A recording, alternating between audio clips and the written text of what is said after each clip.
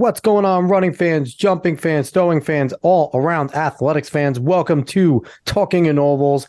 I'm Alex Cuesta. My partner in crime over there is Dave Hyatt. As always, what's going on, Hyatt? Not much. It was actually weird to have a weekend without some earth-shattering track times being run somewhere. Yeah, I don't like it. I don't like it. It felt weird. It felt weird. It's a weird time where we're like, there were some places where some outdoor meets started, but we're kind of at that weird time where we're in between, give everyone some rest after a crazy indoor season. And I'm so pumped for where it's all going to go from here. I'm going to start a campaign now. Next year at this exact lull period, we need to have some superstar go for some ridiculous world record just to keep everybody happy, because either you get a world record or you just get a ridiculous time. So it's always like fun to do that. So I'm pushing for that now because I don't like the lulls. But before we get into anything fun, today is Monday, March 20th of 2023. Please like, share, follow, subscribe, rate 5 stars on Spotify and iTunes. Spread this word of mouth. Go look for us on the socials at Talking in Ovals. And like Dave said, it's been a slow period, so we don't have any PRs, PBs for this week. But before we jump into this show, I want to encourage everyone to go back to last week's show. We had Scott Clayman. He's a former Asbury Park Press and digital sports writer. He was a peer of Hyatt's, competing against him. You got to hear some amazing short conference B South, A South stories of those two going at it. And also, he used to write about me when I was actually a fairly decent runner. That was many, many moons ago now, but it was just cool for us to both walk down memory lane, especially Dave. You guys jumped in and had some good conversations there, Dave. It was lots of fun last week. I mean, I had to let him know that even though his team was good, mine always beat him. So, it's just kind of how it was. But I also had them, Chris Greer, Steve Geiger. They were all on my high school team. So, yeah. It was definitely a fantastic show. But this week, Dave, we have another awesome show. Our guest this week is Julie Culley. She is a mother to 3 boys, 6.5, 4.5, and 1.5. She's an Olympian. She's graduated North Hunterdon in 1999, Rutgers in 2004, Rutgers Hall of Famer in 2016, and is a former D1 director of track and field over at the prestigious University of Georgetown. I'd say she doesn't have that many accomplishments. What's going on, Julie? I know. Well, when I wrote that out to this morning, I was like, oh, please don't read all of those. You can just say I'm a mom. That's the pride and joy. Yeah, obviously it is, we're all parents here, but I had to give it all because there's nothing wrong with flaunting some of it, right? When you have so many accomplishments, when you've done great things, and it's funny, like we just fit Olympian in there. Like that's this is the running show and Olympians smothered in with so many other great things. But no, you have a lot of accolades, and we didn't even mention you are a running store national owner, champ, you and your husband, and a national champion. You have so many things that we're going to get into a bunch of it. But I want to start where we start with every single guest. And so far, Hyatt, this hasn't gotten redundant yet, so we're going to keep doing it. I want to start to talk to you, about where the running journey began for you. Where did you start running? And then, all of us have our own times when we kind of got the spark, right? Where it was kind of like, man, I think I could do this for a long time, and this is pretty cool. When did you get that spark of just running for fun, and then it clicks into, I really want to do this as my main sport?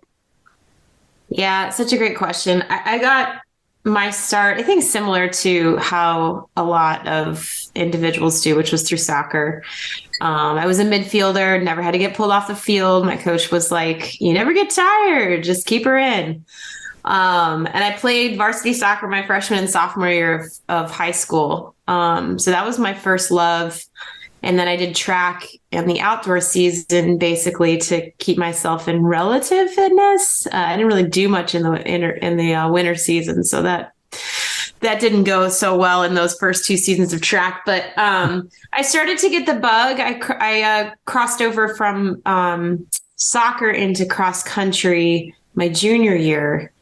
And my senior year was the first year I did cross country, indoor and outdoor. I actually did theater in the winter season. So I did theater my sophomore year, junior year, and senior year alongside of indoor track. So that was my deconditioning period, which always made outdoor track a little bit more interesting. But I always what's interesting for me is, and I think that I acknowledge this too, like I'm just an incredibly competitive individual. And so where I was going to be good is where I wanted to be. And so when I started to see that I could accelerate in track, like full transparency, it was like, oh, I like being good, so I'm going to move into this space. And I think there's a lot of people who are lifelong runners and they run for the pure joy of it. I always ran to see how good I could be.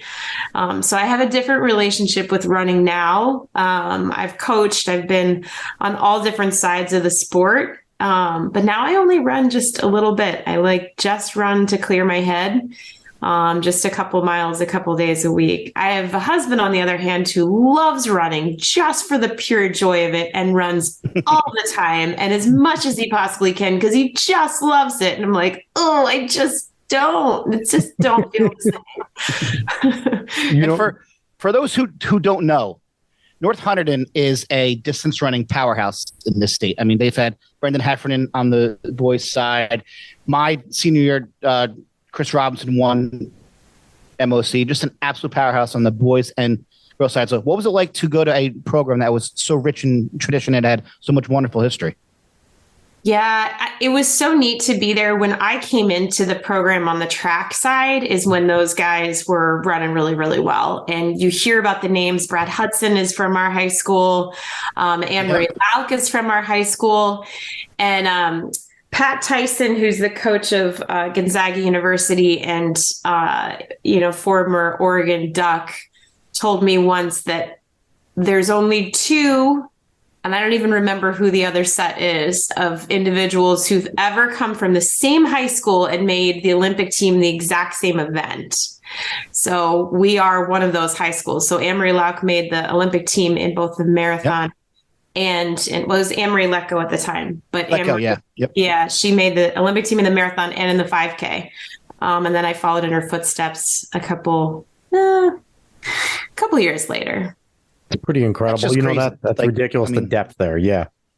Oh, they were a powerhouse, especially, I could speak more from the boys' side, but they were a tough out, man. They were so good. So, what's interesting, you're not the first guest that we've had that was flat out like, I was good at it. I started winning and that was it. And I remember being a coach for a little in high school and even over at Marist College where I ran. I was always looking for the midfielders in soccer because I played soccer. I was a center mid. I was the same thing. I was a center mid or an attacking sweeper. So it was always running up and down the pitch from 18 to 18, covering it all. And I translated into middle distance. So I would always look for those soccer players that maybe were center mids and not playing a lot. And it's like, hey, want some glory? I bet you I could turn you into a sub 800 meter runner. Let's go. So it was, it was always fun. And a lot of our guests got their start from other sports.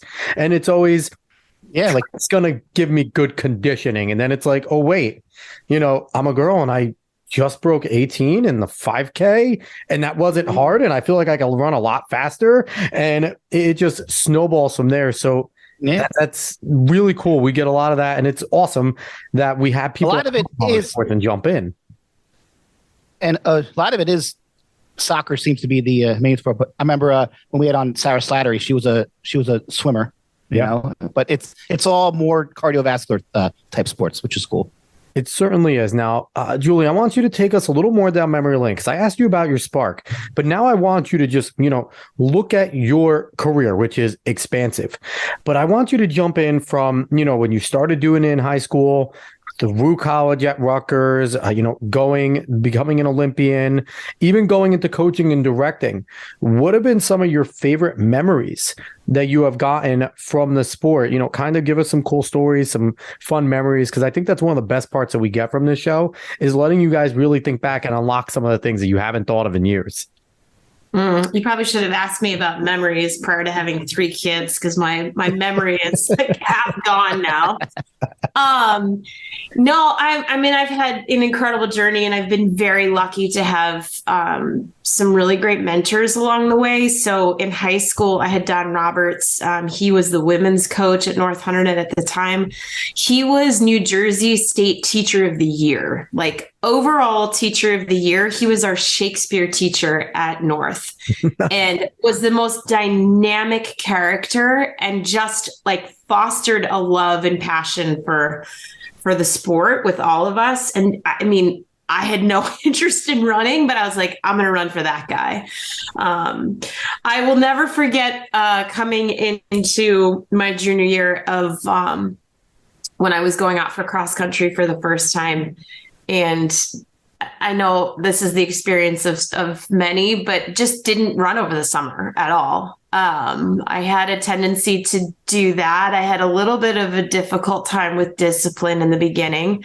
I just love to play. Like I love to play sports and I love to go to practices and stuff. I just wasn't someone, and I don't know that that was part of our culture when we were younger as well. But I will never forget that first day of practice. I thought I could fake it. I tried to like run around my house a few times. I think the day before practice started to see if I could.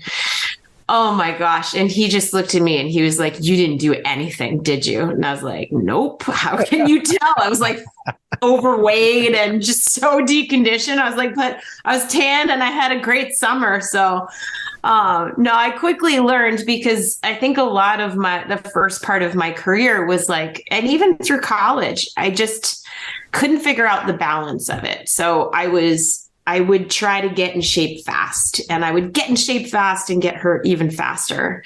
And that was my high school career. So I was looking at I was being recruited by some solid schools, but certainly not when people look at like the trajectory of my career. I wasn't recruited by any of the top 10 universities at that time for women's distance running.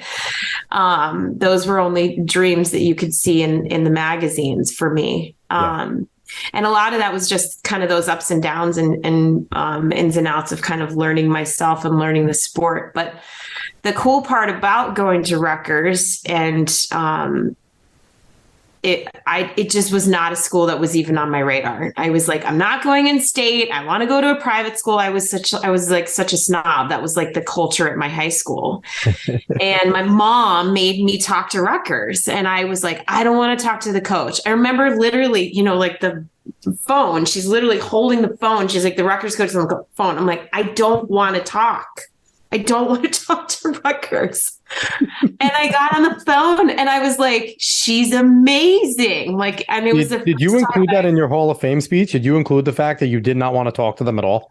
Oh my gosh, I should have. She was there. But she was incredible. And when I learned about who she was and what a pioneer in the sport she was, Roberta Anthus, I was like, and I'd never been coached by a woman before. So I was like, this is amazing. And then I came to campus and just instantly had friends. And I was like, yep, this is it. This is the spot for me. Much of my career was about the learning, ups and downs, lots of injuries, lots of parties. We had a great time at Rutgers, a great time. Oh, yes. We had a lot of talent on the team, and we usually all talked about how we were once talented in high school on the weekends. No, we had a lot of fun. And I had a great 5 years there. I stayed a fifth year just to be able to finish up my eligibility. When you're injured a lot, you sit out a lot. But one of the coolest memories, and I did tell this story at the Hall of Fame, was my sophomore year. I qualified as an individual for NCAA cross country. So my sophomore year would have been 2000, and 2000 was held in Ames, Iowa. And it was, I think, the coldest cross country championships on record. There were gusts up to like -20. And I remember in Sports Illustrated that week, there were pictures of, I think it was like one of the Wisconsin guys had like literal icicles off of his beard in the middle of the race. And we spent a lot of time at a Denny's there. So we had breakfast many mornings at Denny's. And I'll never forget sitting there with Roberta afterwards. It was just she and I got my doors blown off. I was so cold. My body never warmed up in the race. And she said, Julie, because I was fighting back tears, she said, if you can stick in the sport long enough, the best years of your career are going to be in your late 20s and early 30s. And I was a sophomore. Like, I think I was 19 years old. And I just remember thinking, like, what? I have to run for that long to be great. But it stuck with me. It absolutely stuck with me because I left Rutgers and I was really burnt out. My career was just like I was on a season, off a season, on a season, off a season. And I would have these tastes of like how good I maybe could be.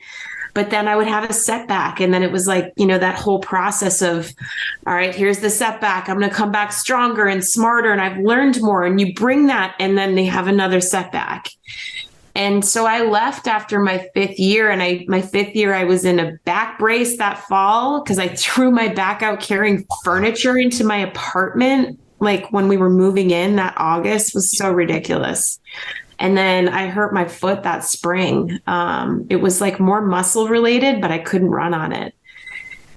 So I left Rutgers I was tired. Like I had just been fighting. Twist of fate, I was supposed to, when I left Rutgers, I had come in on a half scholarship. And by the time I became a sophomore, I was on a full scholarship. So I felt very blessed to be in a position that I was coming out of school debt free. And so I was like, I've had so many people give to me, like I wanted to serve. And so I had gotten into AmeriCorps and I was supposed to be stationed in Denver starting in January of 2005. And then Roberta, my college coach, called like a couple weeks after I graduated, and she's like, "Hey, there's an opportunity for a head coaching position at Loyola College in Baltimore." She's like, "I know the AD. He used to be a basketball coach at Rutgers. Like, he's interested in talking to you." And I was like, "What? I'm 22. There's 0% chance they're going to hire me." And of course, it's like they needed a women's head coach and they were willing to take a risk. So I think back on that moment, I literally took the interview because I thought that number one, I had never taken an interview before. I graduated from the business school. I'd never built a resume. I was like, I work at bagel shops in the summer and lifeguard and whatever. Like I didn't have an internship at that point yet. I was like, runnings's my internship. I just have to train. So I was like, I'll build a resume, I'll get a suit, and I'll have my first interview, and it'll just be like good experience. And then a week later, they offered me the job. But that was a moment in time where, had that not happened, I think I would have walked away from the sport. That's incredible. So, like, just being in the sport, like, reignited the light in me again. So you don't go the traditional route after college and go right into training to be a pro. You go into coaching. Mm-hmm. So when did you realize and start to make that transition from coaching into, I think that I want to get back out there and compete? Yeah. I mean, I moved to Baltimore. I was 22 years old, and man, it was a fun city to move to. It was cheap and there were a lot of young people and we had a lot of fun. It was bizarre coaching. I was the head coach of women and assistant coach to men, but the head coach of the men was part-time because they didn't have a full men's program. They only had cross country. So he had a full-time job. So many days of the week, it was me and the guys and the girls. And I'm like, I'm literally like 3 months older than one of the oldest like guys and girls on this team. So I was like, Julie, you cannot go out with them. You cannot socialize with them. You have to be an authoritative figure. And it was actually awesome. And the AD, he has since passed away. He actually was one of the color commentators up at Rutgers the last couple of years for basketball. He was just such a good person. And so he took care of me. Like, he made sure our program was moving in the right direction. And it kept me involved, right? So I was there from 2004 into 2005 season, and then 2005 into the 2006 season. And I was at an indoor meet in the 2005-2006 season. So it would have been, early 2006. Yeah. And it was at Bucknell. And I remember standing on the track and like the 4x4 was getting ready to go. And I just had this moment where I was like, I don't want to do this. Like, I was like, it was the first time I had actually naturally felt that. I was like, I want to run again. Like, I want to give it a shot. And the interesting thing about that was several months prior, I was out on the cross country course and we were out at Mount St. Mary's. It's like a season opener. And I'm running all around. And I'm going from mile 1 to mile 2 to mile 3, and I'm grabbing splits and stuff. And I hear this like booming voice. And it's Centrowitz, like, his voice from anywhere. And he's like, hey, you. And I was like, is he talking to me? I was like, what? Yeah, hi. He's like, what are you doing? I'm like, I'm coaching. And he's like, I can't get my assistant coaches to run around like that. He's like, you're at Loyola? I said, yeah. He goes, are you an assistant? I was like, no, I'm the head coach. And he's like, what? What's your name? It's like, Julie Culley. He's like, yeah, that name sounds familiar. I was like, yeah, well, you recruited me out of high school. I don't know if you remember that. He's like, nah, I don't remember that. He goes, where did you run? I said, Rutgers. And he goes, yeah. I remember you. He's like, why are you coaching? And I was like, I really like it. He goes, you're too young to coach. He's like, call me if you ever want to get back into running. And like, that was like, I was like, what? No, I don't want to get back into running. Like, and that's an amazing offer coming from Matt Centrowitz. Like, that is an incredible offer. Yeah. Well, he slammed the door in my face about 5 more times after I actually approached him to coach me. But so that was in the back of my mind, right? So I went to my AD. I talked to my parents about it after that indoor meet. And they were like, well, what does that mean? I'm like, I don't know. I need a part-time job. I don't know what it's going to look like financially. And so I sat down with our athletic director, like maybe a month or so later. And I just said, this is what I want to do. And he's like, that's awesome. He's like, okay, so can you help me hire the next coach? I said, sure. I'm happy to help you hire. We went and hired Matt Centrowitz as assistant coach. So Brett Harvey, who now is the coach at Ryder, alongside Baumhamer. Yes, he is. And so we hired Brett, and at the same time, I was approaching Matt, like, this is typical of Matt. I was like, hey, do you remember me? Like, you kind of said that you would coach me if I got back into it. He's like, I don't remember that. Was he still coaching over at he's American. American then? Yeah. And he had Kira Karlstrom on the team at that time, who's now Kira Diamato, breaking American records. And I think Samia Akbar. And so he had a good women's team. The men's team was really good at that time too.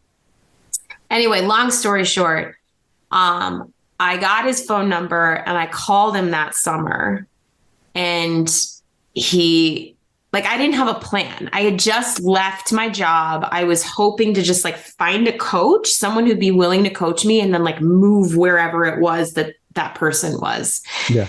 So I called him and I was like, I would really I'm interested in you coaching me. I knew he had a small group of semi-professional individuals in the DC area.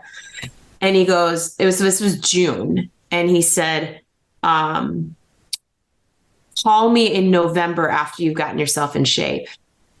And I was like, oh, God, now what? So I went back to the AD and I was like, this is the proposal he gave me. He goes, why don't I make you an assistant coach on the program and you can train alongside the team. Wow. And so he literally created a job for me for 1 year just to be able to train with the group and get myself back going again. I called Matt in November. He said, here's a list of people who might want to coach you. get a piece of paper and a pencil. And I was like, call all of them. No one responded to me. So I basically cried my eyes out to Centrowitz in his office. I drove down to DC, sat in his office and cried until he agreed to coach me. And he was like, God, stop crying. You're pathetic. I just want someone to give me a chance. Wow. You know what, though? There's something to be said. Anyone that's young that's listening right now, there's something to be said about perseverance, right? Because obviously, Matt obviously agreed to train you, and it became, being highly competitive in the United States, winning a national title, and then going to the Olympics. Like, obviously, if you want something bad enough, like, you went through hell just to get to the point of being coached. You could have given up, right? You could have re-gotten that spark and then wanted to go, and then no one wanted to coach you. And it could have been really easy to just go, I have a job at Loyola. I might as well just stay here and blah, blah, blah, blah, blah, and mope to yourself.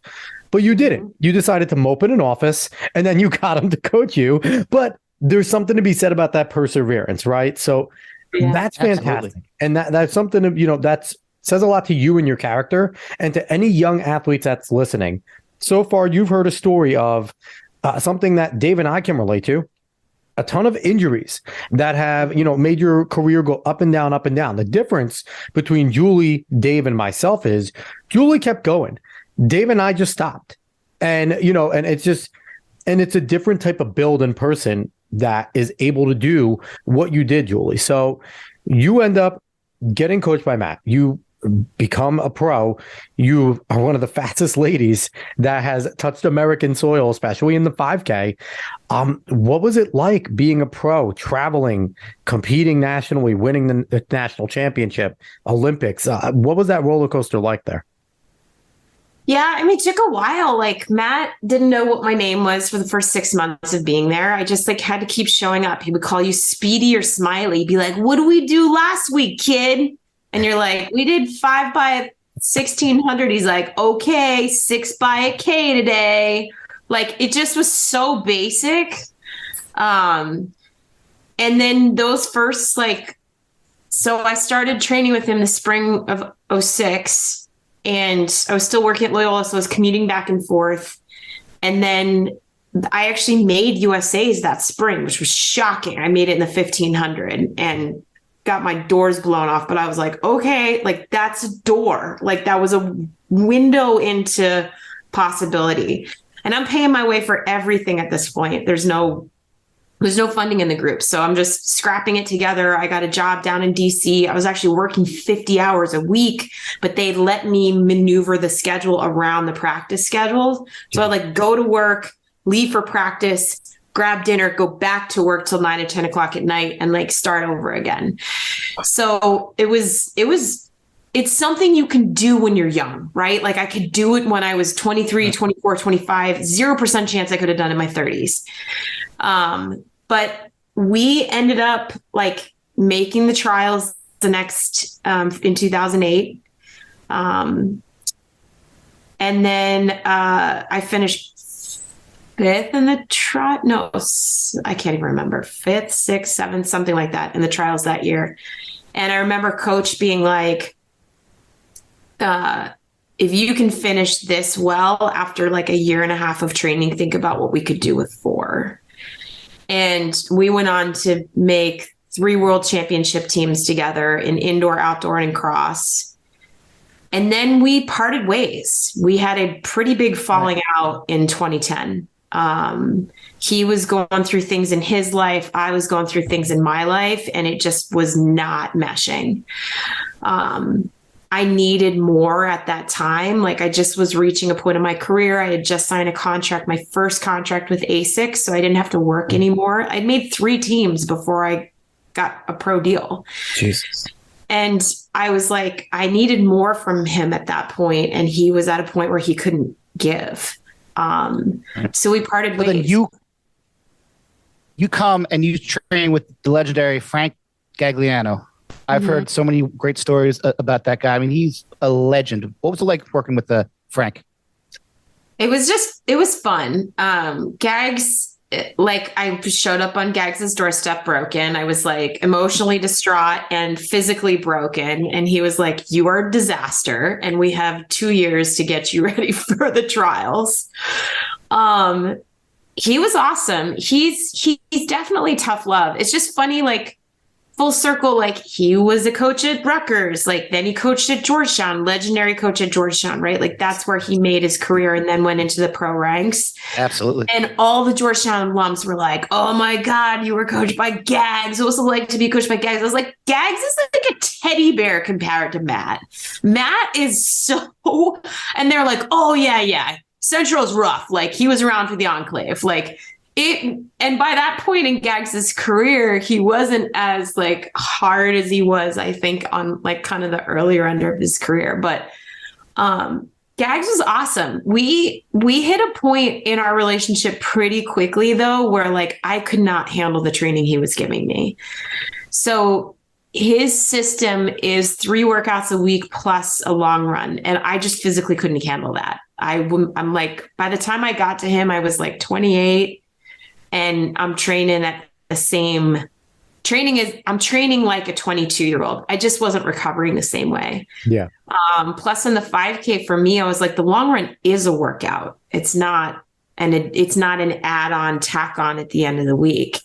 So I did his system for about 8 months and actually got back to USA's, like ran equal to my PR, finished 5th. It was a world championship year. In 20, I'm skipping ahead to 2011 now, but he, like we had gotten there pretty quickly, but it was like, it was at the cost of a true base, right? Like we were doing a lot of speed, a lot of turnover, a lot of 1500 meter work.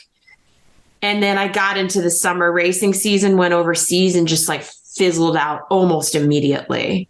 So we came back and I was like, all right, we got to like go back to the drawing board. Like there are things that worked. And thankfully Matt and Gags had coached the Enclave together. So they knew each other and they're very close. Gags is like a father figure to Matt.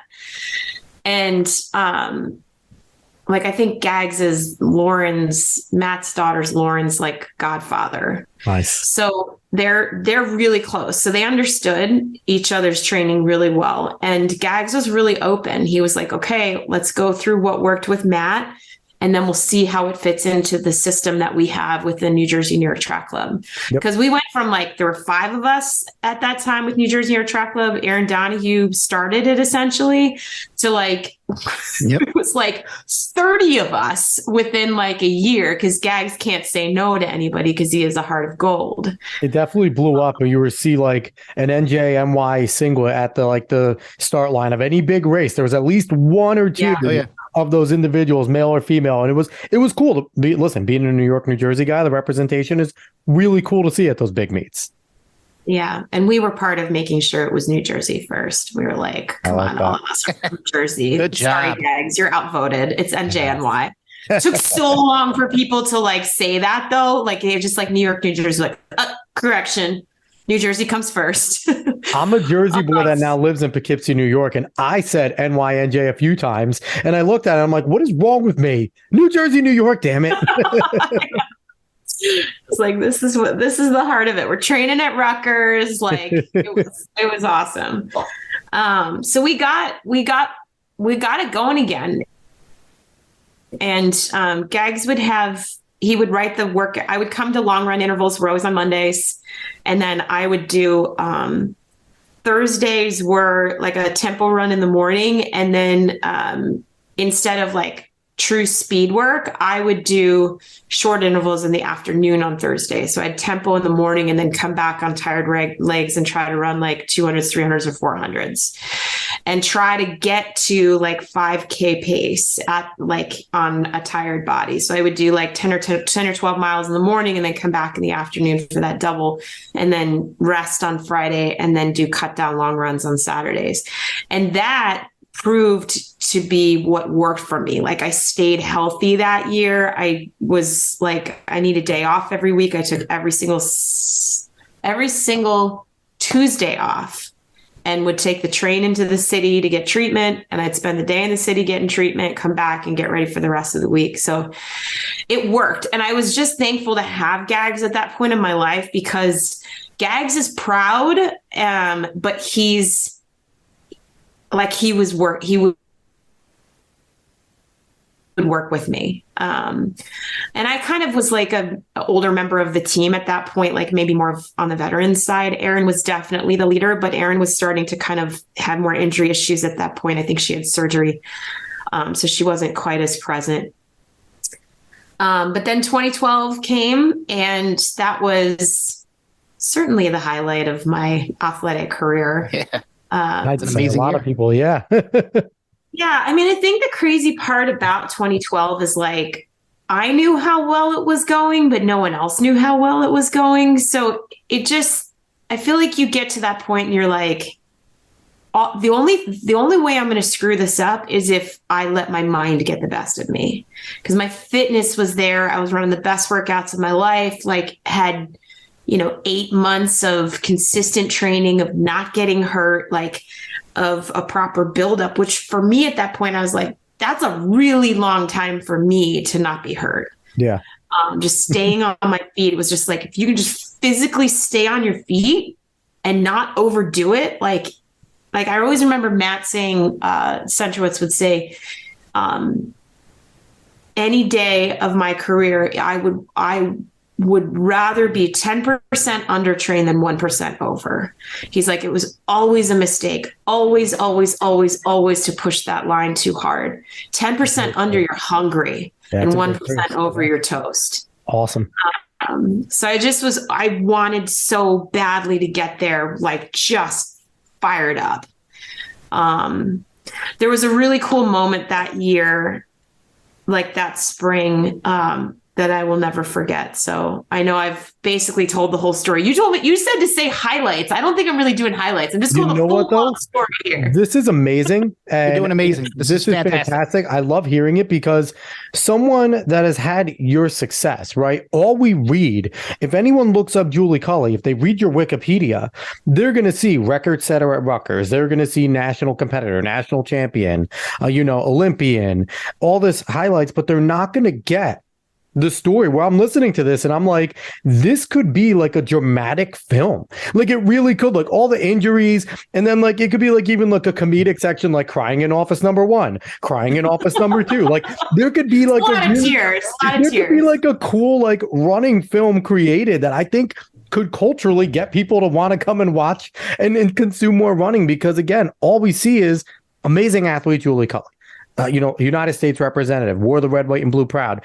But we get to see the grind, and people get to hear the grind. And we have other things that I want to get to. At this point, I don't give a damn if we get to that, because your story is fantastic and fascinating. So go ahead. I want to hear more about this Olympic time that you had and everything going on this year. Yeah. Yeah. That was so that spring, I was actually down here. My boyfriend, now husband, Chris, his name is easy to remember. It's Chris Farley. Anyone who loves old SNL. There you go. Chris and I were on a run down here. So I was back up in New Jersey. We were dating long distance, and we were out on the canal. Excuse me. And we're running along. I think it was like an easy run. It was maybe like a medium long day or something. And he's like, what are you thinking about in terms of the trials? I'm going to say it was like the end of March, early April, like not probably around this time. And I was like, well, I just want to finish top 3. Like I would just, if I could finish 3rd, I would be that is the dream. And we were just running along, and he was like, I think you're going to win it. And I was like, win it? Do you know who's going to be in that race? Like Molly Huddle, Lauren Fleshman, all the names, right? And Molly was the American record holder at that time. And I was like, win it? I would be happy to make the team. Just life-changing moment to make the team. And you're previewing like what our actual relationship is like. He's So like quick the question. eternal optimist and I'm the eternal pessimist. So quick question for you. Was there any point in your career, because you're saying, Lauren Flashman, Molly Huddle, was there any point in your career when you realized like, I'm one of those names? Like, or were you still looking at it as they're the names and I'm the hungry one chasing them? Because people knew who you were going into that race. Like people knew that you were a competitor. You were definitely a favorite to make the team. And you were somebody that could definitely win. Like no one was surprised to see your name winning that, right? So it was like, was there a point where you kind of realized at any point, like I'm a part of that group, or was there always just that competitor in you that wouldn't put yourself there and would make you chase?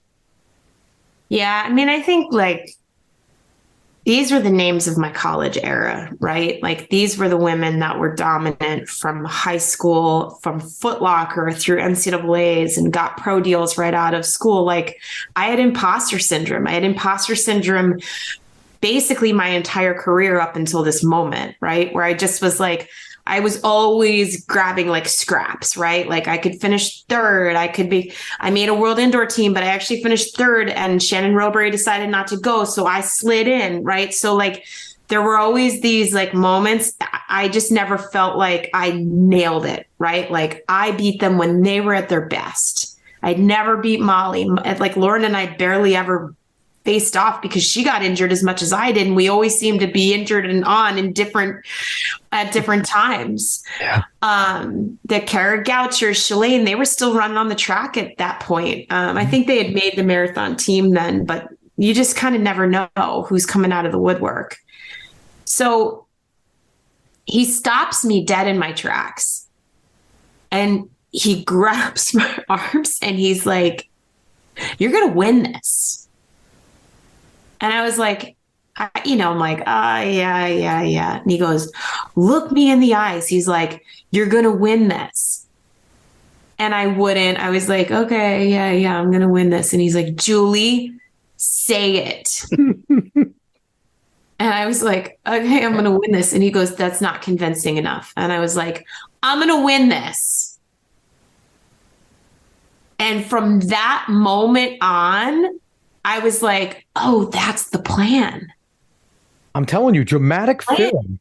Like this is a dramatic film thing, because then you can go into like the training montage right after that moment. Like I'm writing this script in my head right now. I'm not lying. That was the moment though. Like that was the moment. I was like, okay, because then I'm like, if I try to win it and come up short, like maybe I'm still in the top 3, right? And so I just trained like that for the rest of the season. And the crazy thing is like, I was running fast times, but I'm not like clobbering everybody. Like I just knew, I always knew my superpower was always my mental strength, right? Like I knew I was physically talented, but I also knew I could keep my stuff together. You can curse. This is a podcast. You don't have to hold back. I could keep my shit together on the day of. Like that was my superpower. Like I didn't get crazy in my head. And that's hard, right? Like to be at this that's a great pinnacle moment and not lose your mind. Probably the best power to have. Yeah. Cause I was like, I can outsmart people that are more physically gifted than me. I was not the most physically gifted person on the track that day. But that with the combination of where my fitness was, where my health was, and where my mind was what set me up for success. The day of the trials was like, went through the first round. Julia Lucas was the one to beat at that point. And Molly was there. I mean, there were a lot of players in the field at that point. I think the coolest part about that race is even Let's Run said it was the most dramatic race of the 2012 Olympic trials. And like, still, I think like even 8 to 10 years later, they were writing stories about the buildup of that race. Cause there was so much drama on the track, and not just the Kim Conley. Incredible. Yeah. Yeah, it was Kim Conley's moment was amazing, but there were so many backstories. There were so many pieces to what was happening there. I remember sitting in my hotel room and my boyfriend, Chris, came to check on me before he went over to the track. And I usually tried to like close my eyes for a little bit before I would like do final prep and then just physically leave the room. And so I was laying down in the bed, and he came over and he was like, "How you doing?"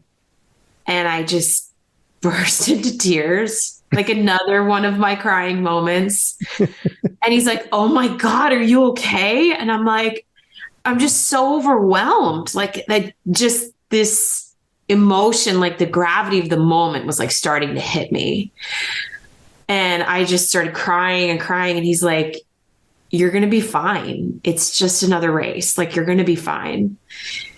And I think like that, it just, crying can be this, obviously it's like an emotional release, but it literally physically releases the body of stress.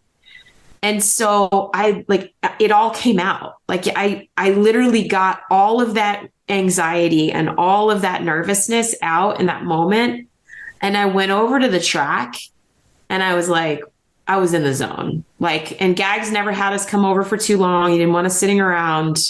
So I walk in and he's like, "You good?" I'm like, "I'm good." He's like, "You want to talk?" I was like, "Nope." He's like, "All right, see you on the other side." And like, I went and sat in the corner and then got my music on and got my workout routine or my warm-up routine going. And then, went into the call room and got stuff ready to go. So there was like a moment in that race, and I like to tell this story because I think it's important for people to remember that like you can still do great things even when you have those like really rough moments. So I was in the race and it was so slow in the beginning, and we're a couple laps in, we're all bunched up and everybody's kind of tripping around a little bit. And I remember thinking to myself, this very conscious memory of this moment, like, you could fall right now and everyone would feel so sorry for you that you lost your moment. Like, you could literally just trip and fall right now, and then it would all be over and you wouldn't have to go do the hard thing. And it was a split second. And I had worked with a coach at that point, like, to work on my mental game, and a sports psychologist. And so we had these like quick turns, because like the negatives are always going to be there, right? It's how you respond to it and how quickly you respond to it. Because if you don't respond to it and you make a bad decision, you could get gapped and lose the whole thing. Yep. But I remember that so clearly because I got a little tripped up and I was like, if you fell, it's okay. Like, that would be your story, right? Like, it's really sad. She tripped and fell and she lost touch with the pack. And then snapped back into it. It was like, no, we got a race to run. The alarms went on. Yeah. It's like, you guys ran like shorter distances. Like, if that split second, things could, shift so fast. But oh yeah. And a 5K, you've got a lot of time to think. So you're like, oh God. But that's a good story, because it just goes to show that you had the opportunity at that point, the biggest race in your life, to just make an excuse, right? And a lot of people do that. They cop out. They make that easy excuse.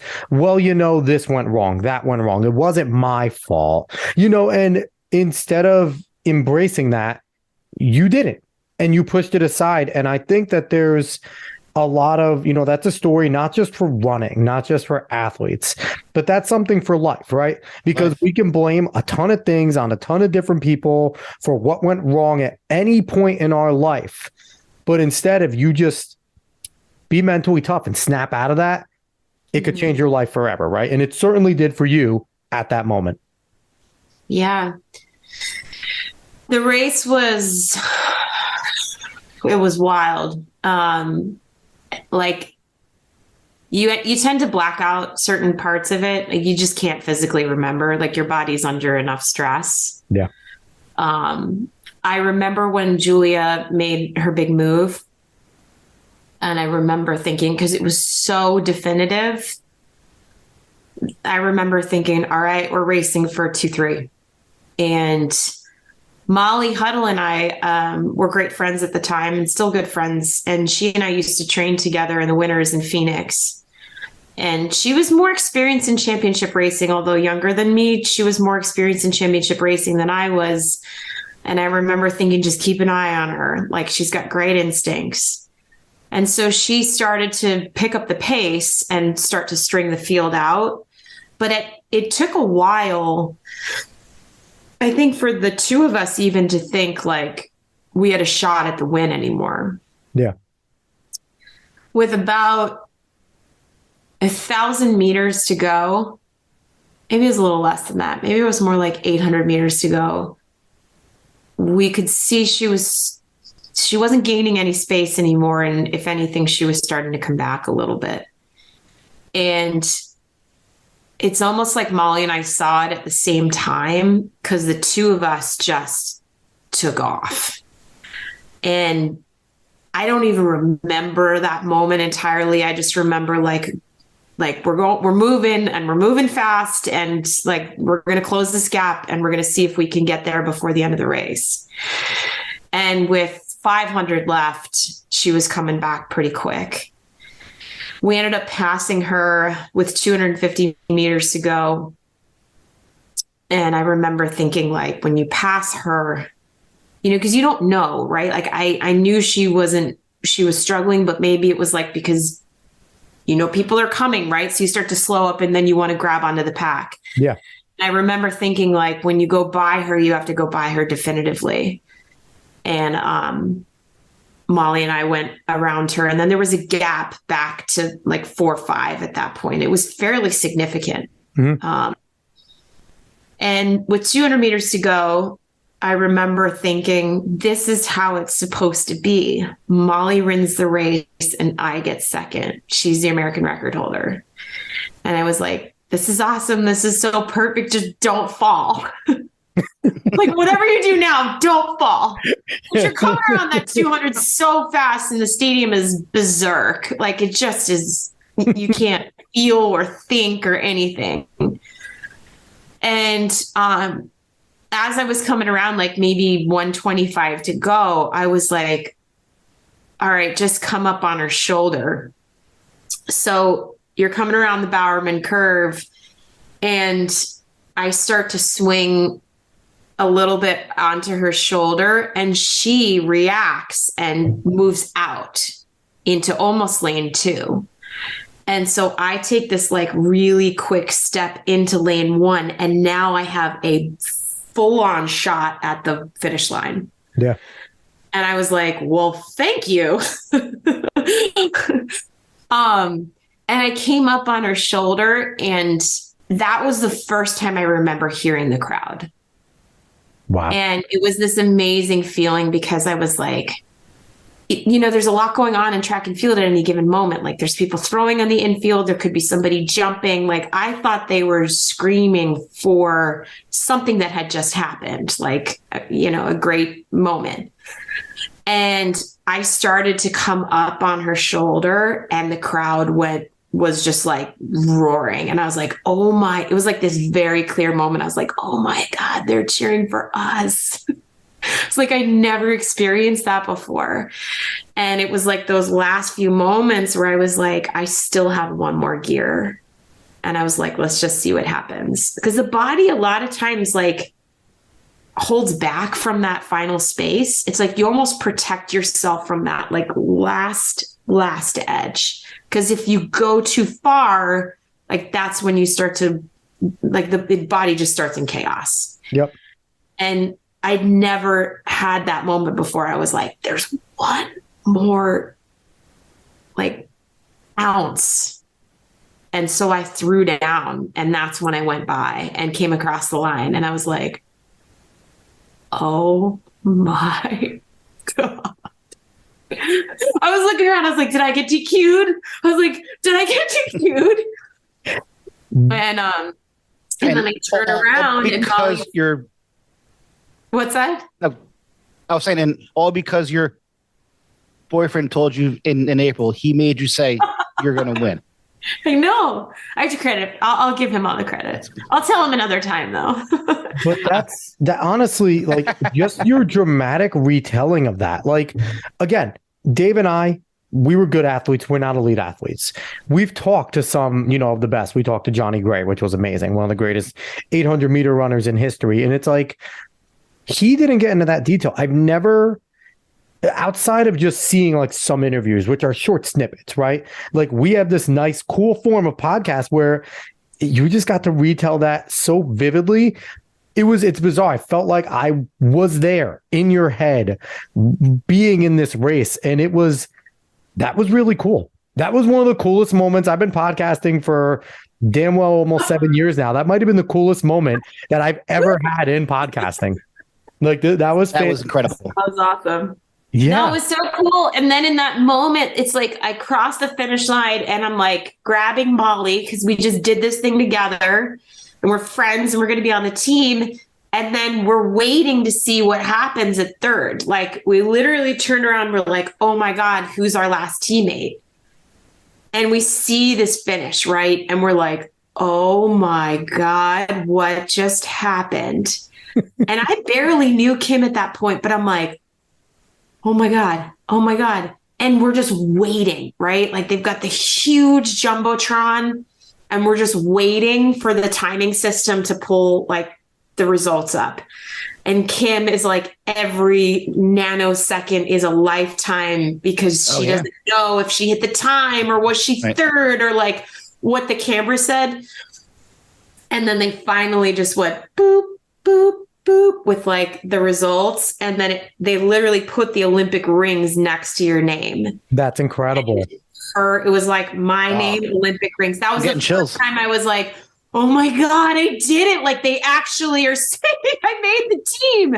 And then Molly came across and then Kim came across and we just went crazy. Kim was like, that was the most incredible moment. And then obviously in that same moment is this like massive devastation with Julia too. Yeah. And it was like, it's so hard because they literally like escort everybody off the track except for those three.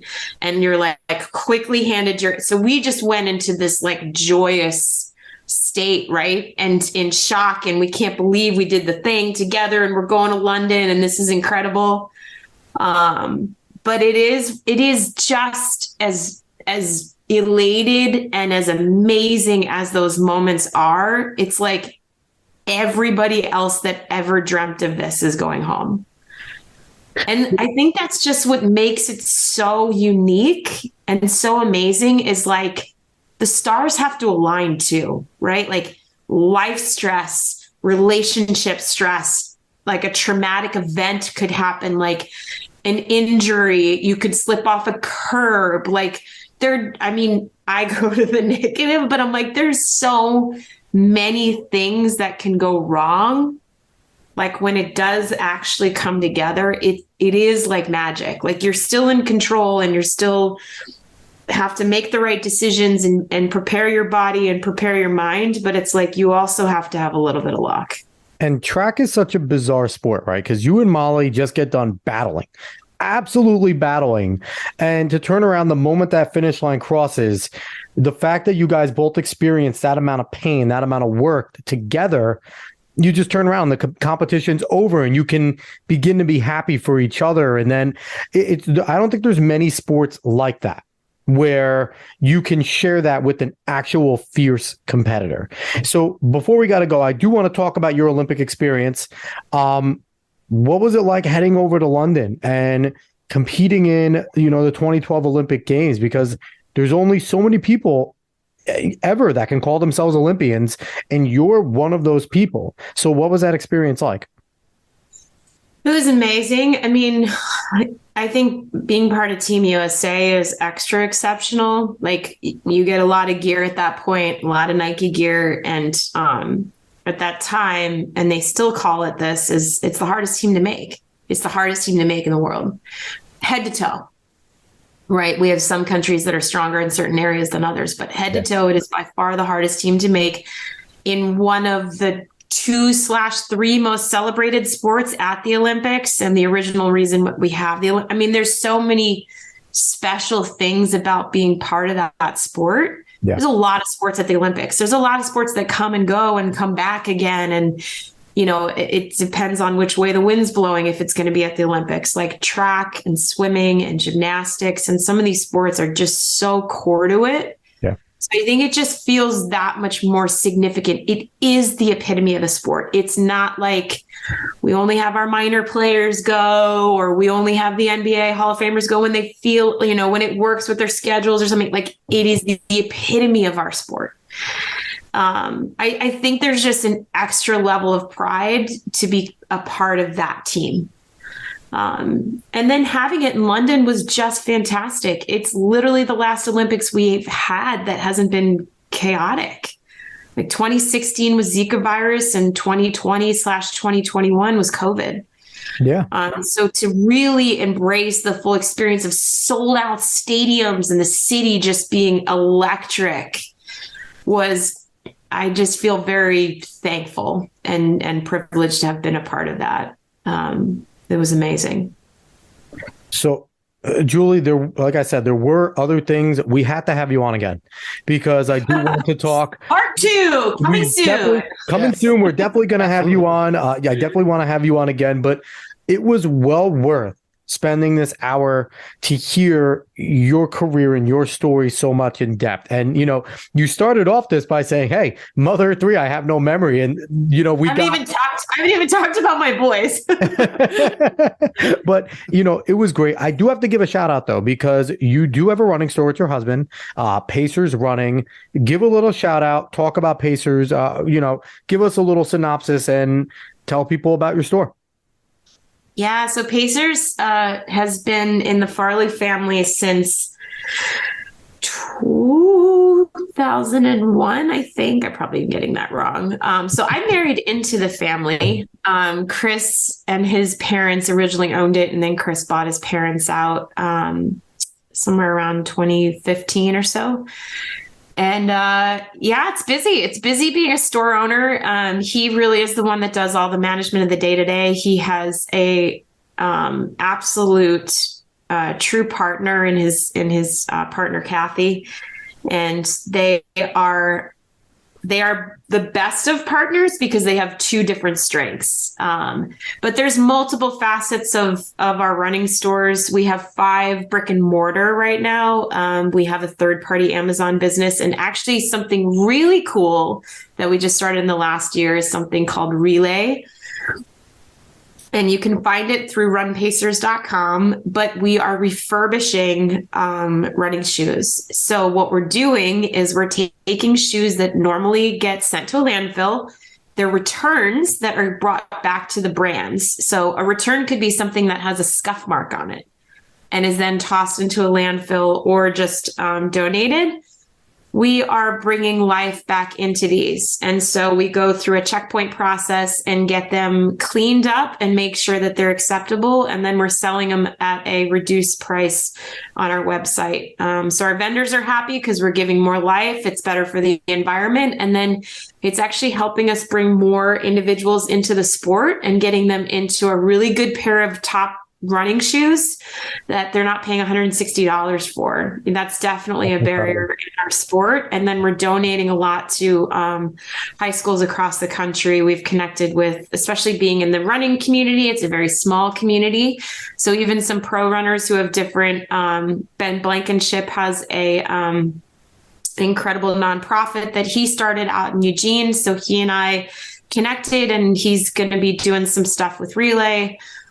We have some different high schools and stuff that we've been working with in the DC area. So that's a really neat part of our business, especially if you have any kids or individuals who you're trying to get into the sport, but that's a barrier to it, or just don't want to spend as much money for a really good pair. So you guys should check it out. But thank you for the plug. Yes. Stores, we have an online business, so we ship anywhere.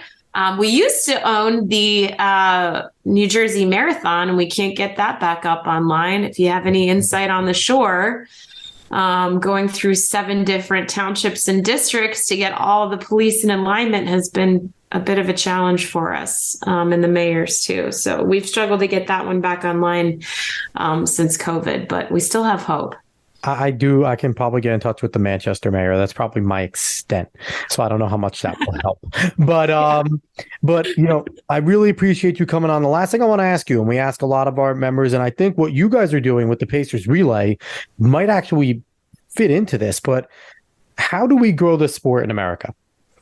We enjoy the sport. Us three love this sport, and we think it's great. And people that run think it's great, but it doesn't have that common fan, right? It doesn't have like football, basketball, baseball that sit on the couch and watch a track meet. Even if we pick our favorite event or our favorite athlete, like people don't know the athletes until Olympics time. Or if we have Worlds at Eugene, this past Worlds, people got to know. But, outside of maybe a few like Sydney McLaughlin or maybe, Noah Lyles, but there's not many people that know a lot of the faces and the great athletes we have in the track community. Do you have any ideas of how we can get this started where we can get fans in more of a casual level? Yeah, I worked, we didn't even touch upon Brooks, but as sports marketing manager, I oversaw all of our pro athletes and then our youth programs. I think youth is where it's at. You guys have kids, I have kids, they're into sports, right? And they're learning basketball and baseball and soccer from 4 years old and onward. And then to understand the sport better, they're turning it on the television, right? So they start to follow players and their parents are following stuff. I think that's where, especially a parent that wasn't involved in that sport starts to get involved and starts to understand a little bit more. I'm not an advocate of children running hard and fast when they're young, but I am interested in starting a youth track club in Arlington. We don't have one down here. I just want kids to learn to love it. And I think the more that they get involved at a young age, they're being sectioned off in all these sports by the time they're 7. They're on travel baseball or travel soccer or travel lacrosse or whatever that might be. Getting them involved in something like running, just introducing it at a younger age, I think it gets the kids involved. It actually helps strengthen the high school programs and the middle school programs. Yep. If it's done right, we obviously see where they can get a little out of control and there's too much emphasis placed on it and the athletes are burnt out by the time they get to college. Yeah. If it's done right and you encourage the sport at a healthy effort level at a young age, you bring the parents into it, you start to build this fandom from there. So I'm a proponent for youth. But my kids, I don't want them on a track team this young. I just want them to learn to love it. Do a 5K, just get involved. So I like it. That's my answer. I also liked how New Balance brought Sydney McLaughlin to the high school indoor national meet so that kids can be around and see and interact with a lot of the pros. I think that's kind of what you were talking about too. Get the youth more involved because that's the next generation. That social media connection is massive. Yeah, when you've got an athlete like Sydney, who young women and boys too look up to. I mean, and her interaction with that crowd is huge. So we do need the pros to make sure that they're doing a good job of setting a good example as much as they can. They are athletes, they are entertainers. That's part of the gig. And also part of that is making sure that they connect. And so I think the more that brands can do that, as part of the encouragement, it's different. We have a different structure. It's just different. So we have to look at it differently. It's never going to be the same as any other sport. Certainly. I agree. So again, she's Julie Culley. She's a 2012 Olympian in the 5K, all around great ambassador for the sport. If you could hear, has an amazing story, which I'm going to pitch out to Hollywood and I will get all the credit. And Julie, I will give you no money. I will give it to Chris for making you a national champion. He'll get it. But no, overall, it was great.